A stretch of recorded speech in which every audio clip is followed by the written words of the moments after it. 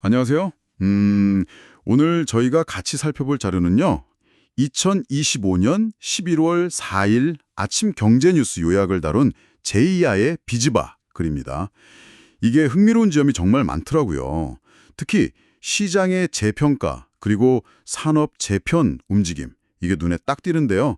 바쁘신 여러분들을 위해서 가장 중요한 내용만 쏙쏙 뽑아서 한번 빠르게 짚어보겠습니다. 네, 맞습니다. 그 개별 뉴스 하나하나도 물론 중요한데요. 근데 그 뒤에 있는 더 큰 흐름 있잖아요.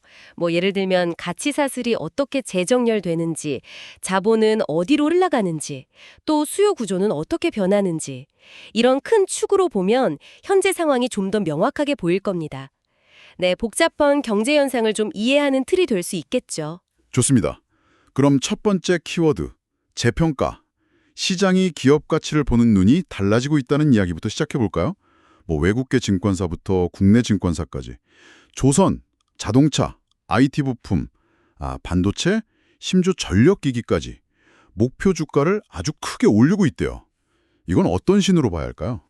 이게 상당히 중요한 변화인데요. 그러니까 가치 평가의 무게 중심이 이동하고 있다는 점이에요. 예전에는 기업이 가진 자산, PBR이라고 하죠. 주가 순자산 비율. 이걸 중시했다면 이제는 미래에 얼마나 벌 거냐. 즉 PER, 주가 수익 비율. 여기에 더 주목하는 경향이 아주 뚜렷해지고 있습니다. SK하이닉스 목표가 10만 원 제시. 이런 게 딱 그런 예죠. 미래의 이익 전망을 더 중요하게 본다. 그 말은 해당 산업의 성장성에 대한 확신이 그만큼 커졌다는 뜻이겠네요. 그렇습니다. 특히 이제 AI의 전력화 같은 거대한 흐름 있잖아요.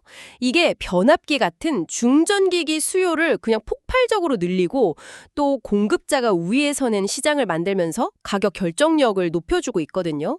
이게 단순한 기대감이 아니라 진짜 마진 개선으로 이어질 수 있겠구나 하는 믿음이 반영된 거죠. 산업의 사이클 자체가 변하고 있다는 신호로도 익힙니다. 흥미롭네요. 그럼 두 번째 키워드인 재편으로 넘어가 보죠. 먼저 제조업 공급망 변화인데 삼성 SDI가 테슬라의 대규모 ESS, 그러니까 에너지 저장 장치용 배터리를 공급할 가능성이 제기됐어요. 그것도 미국 인디애나 공장 라인을 활용할 거라면서요? 네, 여기서 미국의 정책 변화, 특히 그 인플레이션 감축법 IRA 영향을 빼놓을 수가 없습니다. 중국 CATL에 대한 의존도를 좀 낮추려는 미국의 전략 속에서 북미의 딱 생산 능력을 갖춘 삼성 SDI나 LG 에너지 솔루션 같은 한국 기업들한테 새로운 기회가 열리고 있는 거죠. 그리고 ESS는 전기차용 배터리보다는 수요 변동성이 상대적으로 좀 낮거든요. 그래서 안정적인 현금 흐름 확보에도 도움이 될 수 있고요. 테슬라 관련해서 공급망 소식이 또 있네요. 차세대 자율주행 칩 생산 일부는 삼성 파운드리에 맡기고 카메라는 LG 이노텍이랑 삼성전기에서 대규모로 조달한다고요? 와, 이제 한국 기업들이 핵심 부품 공급망에서 역할이 점점 더 커지는 것 같아요. 맞습니다. 단순히 부품 납품하는 걸 넘어서요. 이제는 완성차의 핵심 기술, 그러니까 센싱 카메라, 연산 칩, 작동 배터리 이 전반에 걸쳐서요. 기술 개발 로드맵을 함께 그려나가는 파트너십 관계로 진화하고 있다는 점이 중요합니다. 특히 카메라는요. 자율주행 기술이 고도화될수록 더 높은 사양의 제품이 여러 개 필요하게 되니까 부품 단가, ASP 상승이 구조적으로 나타나고 있습니다. 그렇군요.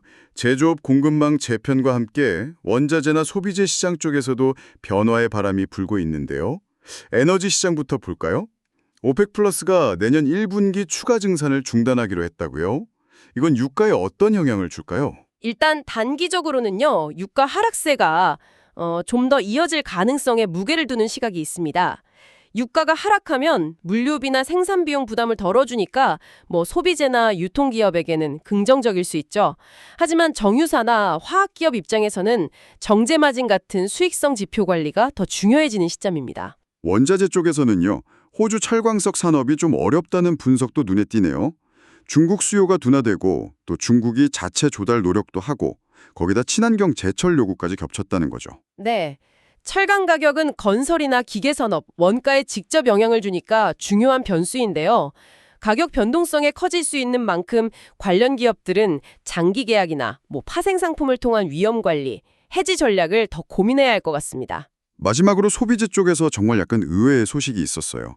삼양식품이 36년 만에 소기름, 그러니까 우지로 튀긴 라면을 삼양 1963이라는 이름으로 다시 내놓는다는 건데요.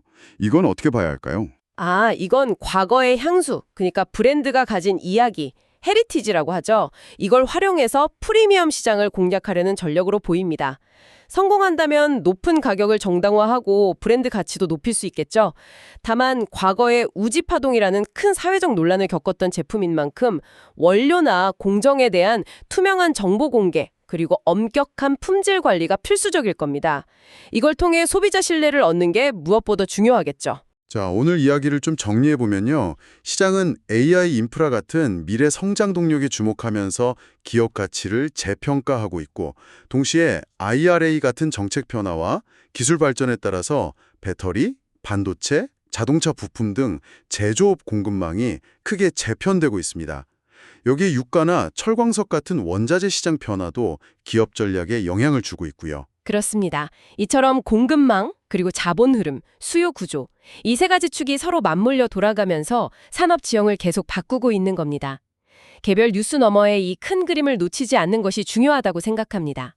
네, 오늘 저희가 짚어본 이 재평가와 재편의 흐름 속에서 여러분이 계신 산업이나 관심 분야에는 혹시 어떤 변화의 바람이 불고 있다고 느끼시나요? 이 거대한 변화 속에서 새로운 기회나 또 주의해야 할 위험 요인은 무엇일지 잠시 생각해 보시는 것도 좋겠습니다.